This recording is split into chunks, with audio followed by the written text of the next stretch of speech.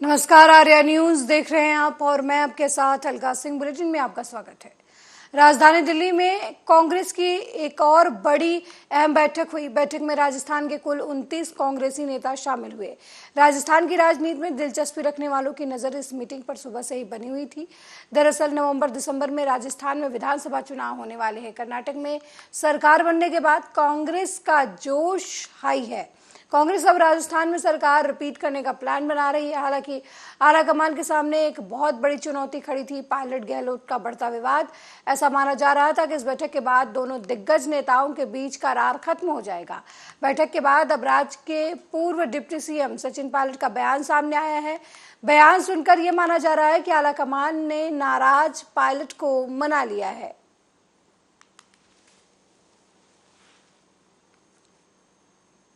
किया, बड़े खुले दिमाग से किया। और मुझे बता दें, आज आने वाले राजस्थान के विधानसभा को लेकर कांग्रेस अध्यक्ष खड़गे जी, हमारे नेता राहुल गांधी जी, सब लोगों ने, रंधावा जी ने एक मीटिंग कॉल करी थी और सभी राजस्थान के प्रमुख नेताओं को यहाँ पर आमंत्रित किया गया था। लगभग 4 घंटे हमारी ये चर्चा हुई। आने वाले कुछ महीनों के बाद राजस्थान के विधानसभा के चुनाव में, उन चुनावों के लिए क्या स्ट्रेटेजी होनी चाहिए, कैसे पिछले 25 सालों में लगातार यहाँ पर एक बार भाजपा एक बार कांग्रेस का जो प्रकरण चल रहा है उसको खत्म कर कर पुनः दोबारा सरकार कांग्रेस की कैसे बने, इस पर बहुत सार्थक, व्यापक और महत्वपूर्ण चर्चा हुई। सभी मुद्दों पर हम लोगों ने डिस्कशन किया, बड़े खुले दिमाग से किया। और मुझे बताते हुए खुशी है कि सभी लोगों ने ये कॉन्फिडेंस व्यक्त किया है कि हम अगले कुछ महीनों में मेहनत कर कर अपनी सरकार को रिपीट कर सकते हैं। और हमें लगता है कि राजस्थान में राजस्थान के अंदर जो मुद्दे हैं उन पर हमारी सरकार ने भी काम किया है। हमारी पार्टी कार्यकर्ता बहुत मुस्तैदी से उन सब पॉलिसीज को, प्रोग्राम्स को दर दर पर लेकर जाएंगे। हमारा संगठन, हमारे नेता, हमारे विधायक, मंत्री, सभी लोग मिलजुल कर काम करेंगे। और जैसा मैं हमेशा कहता आया हूँ, हम सबका ध्येय ये है कि कैसे दोबारा कांग्रेस की सरकार राजस्थान में बनाए। मध्य प्रदेश, छत्तीसगढ़, राजस्थान 2018 में तीनों स्टेट्स में कांग्रेस पार्टी जीती थी। इस बार पुनः वही होने वाला है। भारी वहीं महाराष्ट्र में जारी सियासी उथल पुथल के बीच शिवसेना प्रमुख उद्धव ठाकरे ने बीजेपी पर निशाना साधा है। उद्धव ठाकरे ने गुरुवार को कहा कि बीजेपी ने शिवसेना और राष्ट्रवादी कांग्रेस पार्टी को तोड़ दिया है और महाराष्ट्र को तोड़ना चाहती है। एनसीपी में हुई टूट पर अपनी पहली प्रतिक्रिया ठाकरे ने दी। उन्होंने कहा कि वे महाराष्ट्र के खिलाफ हैं। उन्होंने पहले शिवसेना और अब एनसीपी को तोड़ दिया। वे महाराष्ट्र को तोड़ना चाहते हैं और ऐसा कोई नहीं चाहता जो उन्हें बाहर निकालने से रोक सके।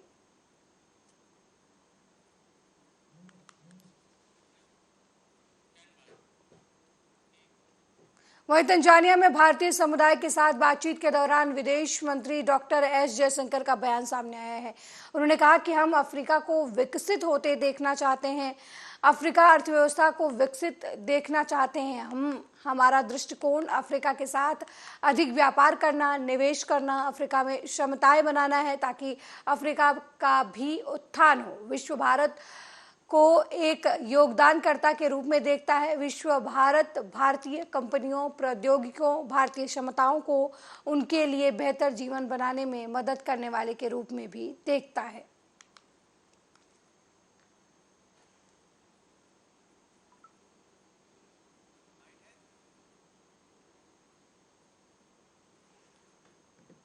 We want to see African economies grow. And our approach to Africa today is to trade more with Africa, to invest in Africa, to work with Africa, to create capacities in Africa so that the rise of Africa also takes place as countries like India are rising in Asia. And when in this matter, Prime Minister Narendra Modi has taken particular interest. In fact, after he became Prime Minister, he decided that we should have a much deeper diplomatic presence in Africa. So he's approved that we establish 18 new embassies here.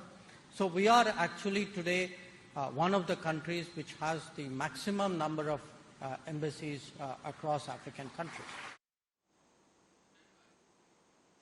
वहीं मध्य प्रदेश के सीधी कांड के पीड़ित के CM Shivraj Singh ने पैर धोए तो आपने याद दिलाई और भी घटनाएं। उन्होंने कहा कि ये कोई नई घटना नहीं है, लेकिन सभी मामलों में सरकार इस तरीके की तत्परता नहीं दिखाती।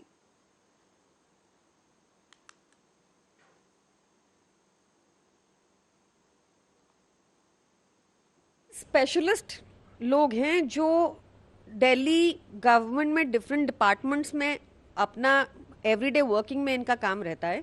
अब ये काम कौन करेगा? एलजी बैठ के खुद करेंगे? इनका काम था, ये सरकार वादा करके आई थी कि नौकरियां देगी। 18 करोड़ नौकरियों का वादा किया था भाजपा ने।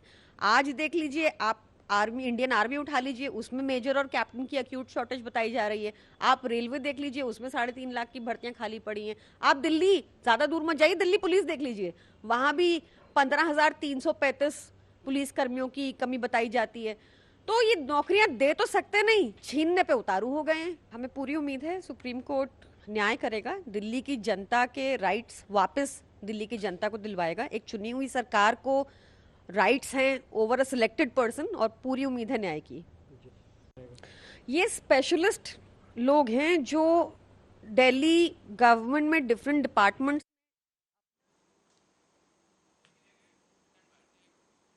वह दिल्ली के अंबेडकर नगर थाना इलाके में बड़ा हादसा हो गया है। यहाँ एक निर्माणाधीन इमारत की चौथी मंजिल भरभरा कर गिर गई। हादसे में कई लोगों के फंसे होने की आशंका है। यह हादसा अंबेडकर नगर के दक्षिणपुरी में हुआ है। शुरुआती जानकारी के मुताबिक हादसे में किसी तरह के जान माल का नुकसान नहीं हुआ है। बता दें कि दक्षिणपुरी में सेंट्रल मार्केट के जी ब्लॉक में यह हादसा हुआ है। हादसे के बाद मौके पर 5 टेंडर पहुंचे। हादसे की सूचना पुलिस को भी दी गई। एसओ तेज सिंह ने कहा कि एक निर्माणाधीन इमारत की चौथी मंजिल का लिंटर ढह गया, जिससे 4 से 5 लोग मलबे में दब गए। घायलों को मलबे से निकालने की कोशिश की जा रही है। हालांकि दिल्ली में इमारतों के गिरने का ये पहला मामला नहीं है। पहले भी इससे कई इमारतें इसी तरीके से भरभरा कर गिर चुकी हैं। कोलैप्स स्ट्रक्चर था। 02 लाइव विक्टिम रिकवर हो गए, बाकी सारा मलबा चेक कर लिया और कुछ नहीं। सर इसमें कितने लोग की मृत्यु हुई है, कितने लोग जख्मी रहे? लाइव है, जख्मी है दोनों एडमिट। सर कितने लोगों को बाहर निकाले? 02 2 लोगों को। अच्छा, क्या कोई कैजुअलिटी भी है? नहीं। क्या कोई अंदर फंसे होने की आशंका है? नहीं, पूरा सर्च कर लिया है, एनडीआरएफ से पूरा क्लियर कर लिया। पूरा क्लियर। डॉग से भी सर्च कर लिया, कैनाइन सर्च। ऑपरेशन होगा सर? वो अभी बता दें थोड़ी देर। हाँ, राइट। कोलैप्स स्ट्रक्चर था। 02। वहीं हरियाणा के गृह मंत्री स्वास्थ्य मंत्री अनिल विज ने पूर्व सीएम भूपेंद्र सिंह हुड्डा और कुमारी सैलजा के बीच सीएम प्रत्याशी को लेकर चल रही खींचतान पर तंज कसा है कि सुत न कपास जुलाहे लठ लट्ठा। हुड्डा लोगों को गुमराह करने के लिए दिन रात झूठ बोल रहे हैं। ये बात अनिल विज ने कही। उन्होंने कहा कि अभी तक ये तय नहीं हो पाया कि इनका लीडर कौन होगा। कांग्रेस की सरकार आने वाली नहीं है और ये लोग झूठे वादे कर रहे हैं।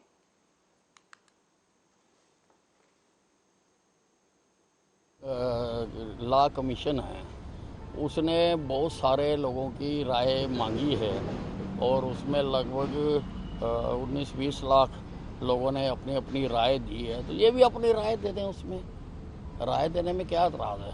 पर बनेगा तो वही ना जो लॉ कमीशन बना के देगा। ये बीजेपी पूरी तरह से इंटैक्ट है और ना कोई बीजेपी से जाने वाला है। अब ये पता नहीं कौन से ख्वाब ले रहे हैं और कौन सी दुनिया में रह रहे हैं। सुरजेवाला कहना बीजेपी और जजपा फेलियर सरकार हो रही है हरियाणा में। नहीं, विपक्ष ने कभी भी नहीं माना कि काम कर रही है। विपक्ष का काम ही है ये कहना कि सब कुछ फेल हो गया। उसी वो कह के ही अपने आप को और अपने साथियों को दिलासा देते हैं। केजरीवाल जी सिर्फ इस थ्योरी पर काम करते हैं कि एक झूठ को 100 बार बोल दो और वो झूठ भी सच साबित होने लग जाए। केजरीवाल जी बताएं ना कि क्या कहाँ लूटा है, क्या करा है, केजरीवाल जी बताएं। और ये तो आए ही कांग्रेस की लूट के खिलाफ थे, अब कांग्रेस के साथ गलबैयाँ पा रहे हैं। तो अपना बताएं ना। और आपके इनके जो मंत्री हैं वो जेल में पड़े हैं। इसका तो जन्म ही उस बात से हुआ था कि भ्रष्टाचार के खिलाफ लड़ेंगे। उस वक्त कांग्रेस का जो भ्रष्टाचार था, 2G स्कैम था, कोयला घोटाला था, कॉमनवेल्थ गेम घोटाला था, कई घोटाले थे। तो उनके खिलाफ आवाज़ उठा के तो इन्होंने अपनी पार्टी बनाई। उसके खिलाफ ही अन्ना हजारे ने आंदोलन किया।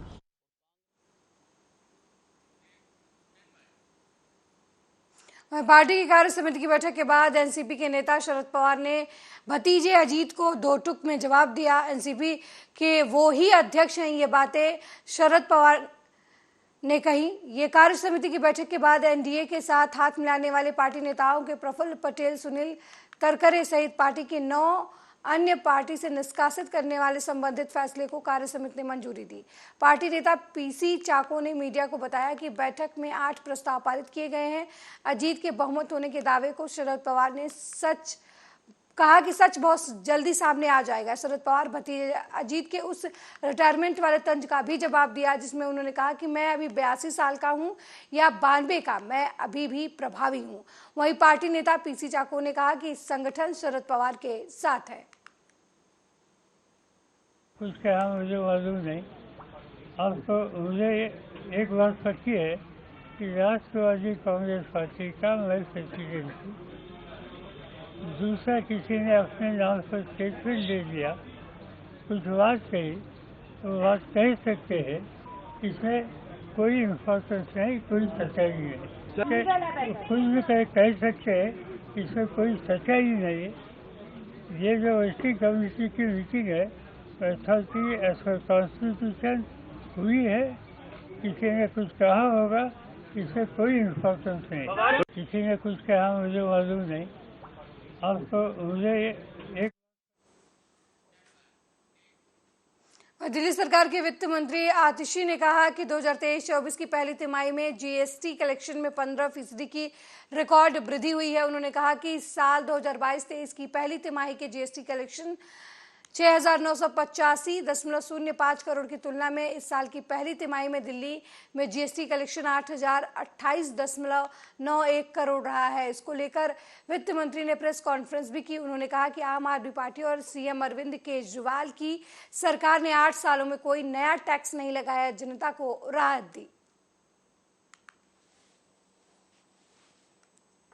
खुशी हो रही है कि इस साल 2023-24 में पहले क्वार्टर का जीएसटी कलेक्शन 15% से बढ़ा है और अब इस साल 8,028 करोड़ का जीएसटी कलेक्शन पहले क्वार्टर में हुआ है। तो अगर आप दिल्ली की इकोनॉमिक ग्रोथ, दिल्ली की रेवेन्यू ग्रोथ, दिल्ली की बजट ग्रोथ को देखें तो एक बात साफ साफ समझ में आती है कि अगर सरकार ईमानदार हो तो सरकारी खजाने में पैसा बढ़ता है। तो जो सरकारें कहती हैं कि हमारे पास पैसा नहीं है, जो सरकारें कहती हैं कि हमारे कलेक्शंस घट रहे हैं, उन सरकारों के सामने अरविंद केजरीवाल की दिल्ली सरकार ने ये नमूना प्रस्तुत कर दिया है, ये एग्जाम्पल प्रस्तुत कर दिया है कि एक ईमानदार सरकार। उत्तर प्रदेश के मुख्यमंत्री योगी आदित्यनाथ ने पूर्व प्रधानमंत्री पंडित नेहरू पर तुष्टीकरण की राजनीति का आरोप लगाया।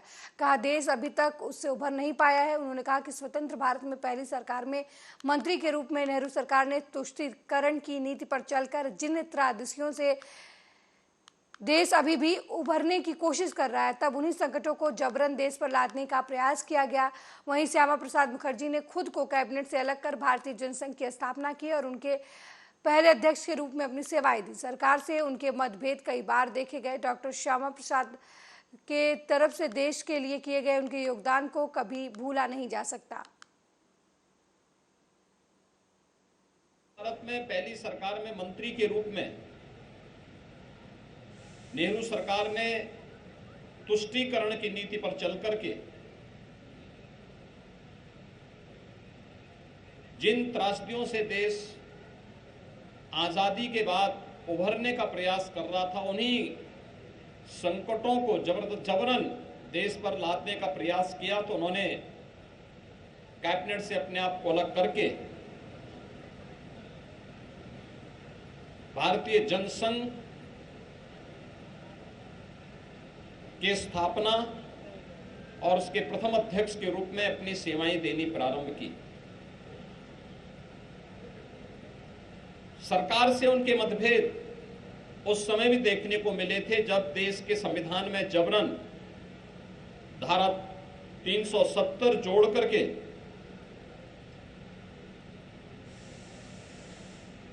तत्कालीन नेहरू सरकार ने देश की संप्रभुता और सुरक्षा के साथ एक खिलवाड़ करने का प्रयास किया था, उसका जमकर विरोध डॉक्टर श्यामा प्रसाद मुखर्जी जी के नेतृत्व में भारतीय जनसंघ ने किया था। और उसी समय उन्होंने नारा दिया था कि एक देश में दो प्रधान, दो विधान और दो निशान नहीं चलेंगे। डॉक्टर श्यामा प्रसाद मुखर्जी जी के भारत की एकात्मता और अखंडता के लिए किए गए बलिदान का देश सदैव स्मरण करेगा।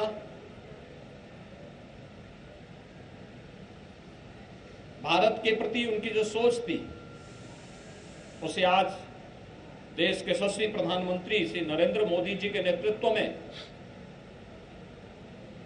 प्रभावी ढंग से देश के अंदर लागू किया जा रहा है। 1952-53 से चली आ रही जो त्रासदी धारा 370 की थी, उसे 5 अगस्त 2019 को प्रधानमंत्री मोदी जी के नेतृत्व में सदैव के लिए समाप्त करते हुए आज जम्मू कश्मीर के अंदर लोकतांत्रिक प्रक्रिया को बहाल करके मजबूती के साथ विकास की मुख्य धारा के साथ जोड़ने का कार्य हुआ है। यह उल्लेखनीय कार्य डॉक्टर श्यामा प्रसाद मुखर्जी जी के उन संकल्पों को आगे बढ़ाने का कार्य है जो आज देश के अंदर प्रधानमंत्री मोदी जी के नेतृत्व में प्रभावी ढंग से आगे बढ़ रहा है। जब स्वतंत्र भारत में पहली सरकार में मंत्री के रूप में वहीं पटियाला में शिवसेना हिंदुस्तान की तरफ से प्रेस वार्ता की गई। इस दौरान नगर निगम चुनाव को लेकर नई रणनीति और कई बातों को लेकर चर्चा की गई, जिसके तहत शिवसेना हिंदुस्तान के प्रमुख पवन गुप्ता की तरफ से जानकारी देते हुए बताया गया कि चुनाव को लेकर रणनीति बनाई गई है, उसी पर चर्चा की गई है। वहीं दूसरी तरफ अकाली बीजेपी के गठजोड़ की बातें सामने आ रही हैं, उसे लेकर भी शिवसेना हिंदुस्तान ने रणनीति बनाई है। ਪੰਜਾਬ ਦੀ ਕੋਰ ਕਮੇਟੀ ਦੀ ਬੈਠਕ ਹੋਣ ਜਾ ਰਹੀ ਹੈ। ਨਵੇਂ ਹਾਲਾਤ ਜਿਹੜੇ ਬਣ ਰਹੇ ਆ ਉਹਨਾਂ ਹਾਲਾਤਾਂ ਦੀ ਸਮੀਖਿਆ ਕਰਕੇ ਤੇ ਕੋਰ ਕਮੇਟੀ ਫਿਰ ਆਪਣੇ ਫੈਸਲੇ ਦੇਗੀ। ਉਸ ਫੈਸਲੇ ਦੇ ਅਨੁਸਾਰ ਉਸ ਫੈਸਲੇ ਦੀ ਰੋਸ਼ਨੀ 'ਚ शिव सेना हिंदुस्तान अपनी रणनीति तैयार करेगी। शिव सेना हिंदुस्तान शक्ति सेना एक राजनीतिक दल है। एक राजनीतिक दल होने के नाते जिथे भी राजनीतिक चोणां होणगीਆਂ पंजाब होवे या पंजाब तो बाहर जिथे भी साडा अधिकार खेतर होएगा, जिथे साडा प्रभाव खेतर होएगा, असीं चोणां लड़ांगे। पंजाब दी विशेष करके जिहड़े महानगर निगम दी चोणां ने, चाहे बठिंडा है, चाहे अमृतसर है, चाहे जलंधर है, चाहे पटियाला है या कुछ होर भी महानगर निगम बनाने की कोशिश करती जा रही है कि असी अपनी ताकत के अनुसार और जो कोई गठबंधन होएगा तो उसकी रणनीति के अनुसार चोण लड़ांगे। गठबंधन के मामले ते शिव सेना हिंदुस्तान पंजाब प्रदेश कोर कमेटी की मीटिंग बहुत छेती होने जा रही है, उस पर असी विचार करांगे। इसलिए नहीं कि जन सभा यानी कि रोज सभा जिन्होंने कह सकते हैं, असी उसका स्वरूप छोटा ही रखा है। वर्कर रैली होएगी, वो पटियाले शहर के विच होएगी। रैली कह लो या जन सभा कह लो, वो जुलूस की शकल च नहीं, जन सभा के स्वरूप च। और समाणे करांगे और साडा जिहड़ा है नाभा, ये 3 शहरों के विच पार्टी वालों वर्कर रैली यानी कि वर्कर सभावां करन दा प्रोग्राम बनाया। मैं कहा भी साडी पंजाब दी कोर कमेटी की बैठक होने जा रही है। मध्य प्रदेश के सीधी जिले में एक आदिवासी पर पेशाब करने का मामला तूल पकड़ता जा रहा है। इस घटना के आरोपी प्रवेश शुक्ला पर एनएसए लगा दिया गया है। आरोपी को रीवा जेल में रखा जाएगा। आरोपी के घर पर बुलडोजर भी चलाया गया है। इस मामले की सिर्फ प्रदेश ही नहीं बल्कि पूरे देश में चर्चा हो रही है। विपक्ष भी सरकार पर लगातार हमलावर है। नेता प्रतिपक्ष गोविंद सिंह ने सीएम शिवराज सिंह को पत्र लिखा है। उन्होंने प्रदेश बीजेपी अध्यक्ष वीडी शर्मा पर प्रवेश शुक्ला को बचाने का आरोप लगाया है। पूर्व मंत्री जीतू पटवारी ने भी कहा कि इस घटना ने मध्य प्रदेश की छवि पूरी दुनिया में खराब कर दी है। सीधी मामले में बीजेपी पार्टी अब पूरी तरीके से दोषी है।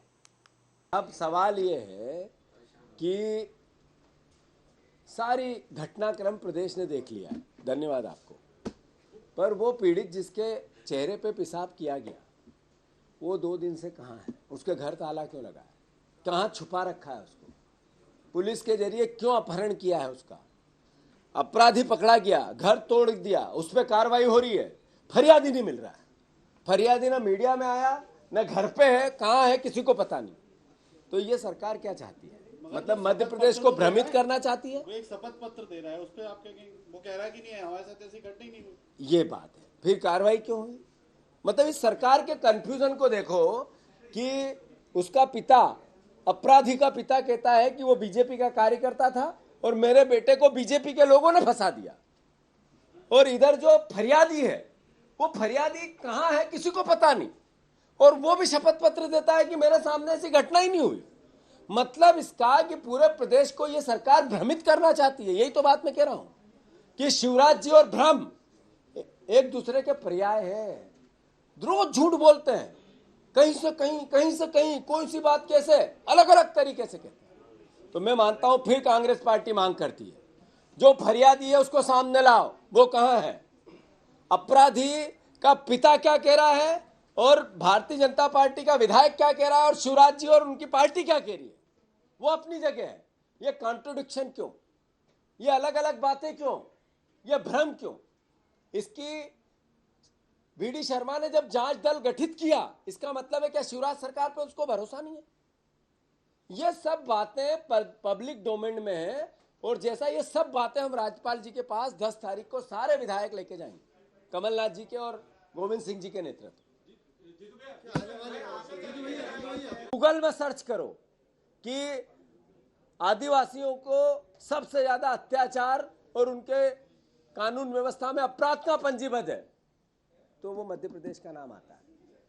याद होगा आपको नेमावर की वो घटना, जिसमें 5 लोगों को जब शिवराज जी रोज भाषण दे रहे थे कि जमीन में 5 हाथ 10 हाथ गहरा गाड़ दूंगा मैं अपराधियों को, तब बीजेपी के ही नेता ने उनको 5 हाथ आदिवासियों को गहरा गड्ढे में गाड़ दिया और 1 साल तक पुलिस मौन रही।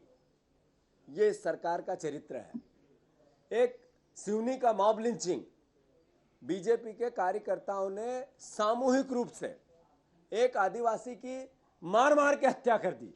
सर्वविदित है छुपानी, सर्वविदित है मंदसौर में एक आदिवासी को घसीट घसीट के मारा गया।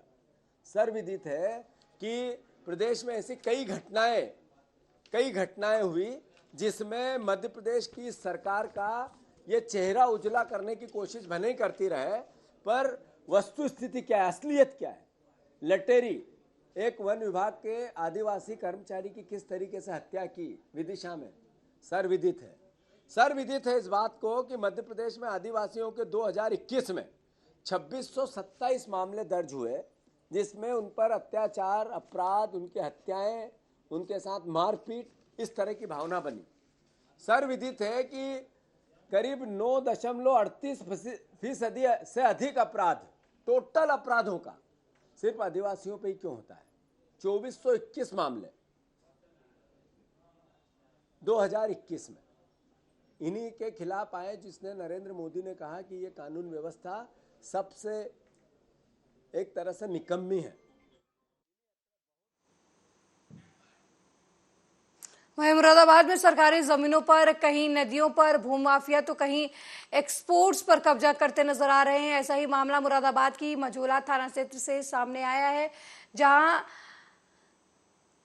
गांगन नदी पर एक्सपोर्टर्स द्वारा 1 एकड़ से ज्यादा जमीन पर अवैध निर्माण जारी है। डिजाइन को एक्सपोर्ट कंपनी के मालिक द्वारा गंगा नदी की जमीन पर अवैध कब्जे से किया जा रहा है।